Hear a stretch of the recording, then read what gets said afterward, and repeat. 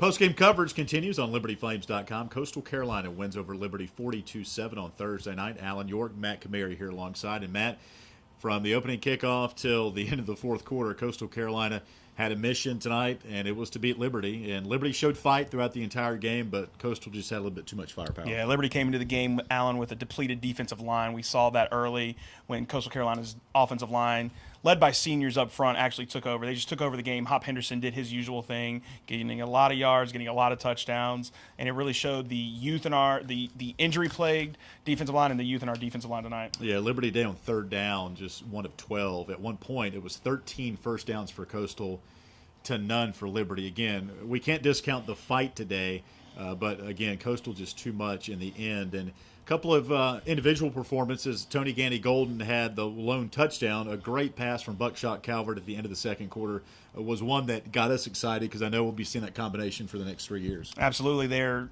two up-and-coming players, up-and-coming stars for the Liberty Flames offense.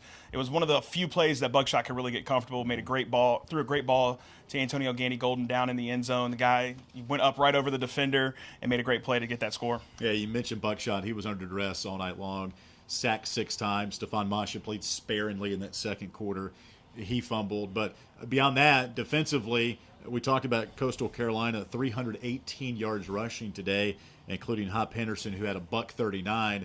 But in the interior defense, Greg Story, who up until earlier this season was an offensive lineman. So to see him flourish and get some valuable experience, not just him, but a lot of guys defensively got a lot of reps that'll prove them valuable later on. Absolutely. Coach Wimbo knew that he was going to have to play some young guys tonight, and that's exactly what he did. Greg Story is a big body there in the middle, and he knew he had to make some plays tonight. And he was in on a couple of tackles. I think he had about 6 tackles, finished the game with 6 tackles. So, he's an up-and-comer, and he's learning the position. Once he gets the position down, he could be a real force in the middle. We caught up with the Flames and acting head coach Robert Wimberly after the ball game.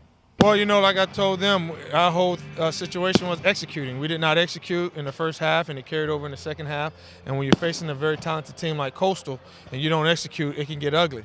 And unfortunately, that's what we didn't get done tonight. We knew going in that we're playing a true freshman, and then we're playing a former offensive lineman. So Coach Singletary did a great job trying to prepare those guys, but once again, they had the experience, and you saw that tonight. And unfortunately, we could never really get them into a throwing situation based on the score. So they were just doing what they knew they could do as the game got going. It's been a long journey. Offensive line. I've been played that 2 years in high school. Coming over here, it's pretty rough. And then just changing the defense was, it was rough, but it was good coaching. It was good coaching behind the whole program. So I've been benefiting from it. Buck's definitely a great quarterback. It took us a while to get rolling tonight, but once we got it, I believe Buck is one of the best out there. So as long as we can get our chemistry with our receivers going, along with myself, I believe we'll have bigger games than this. Final score here from Coastal again, 42-7. Chanticleers win it. Coastal now 9-2 on the year. They'll wrap up the regular season against Hampton next Saturday. Now Liberty, Matt, is 6-5. They still hold out hope of a playoff berth. If Kennesaw State can win, they'll have a watch party Saturday. So that'll be fun for the guys to get back home and pull hard for the Owls. Absolutely. You go down to Kennesaw, beat the Owls earlier in the season, but really pulling form against Charleston Southern this weekend.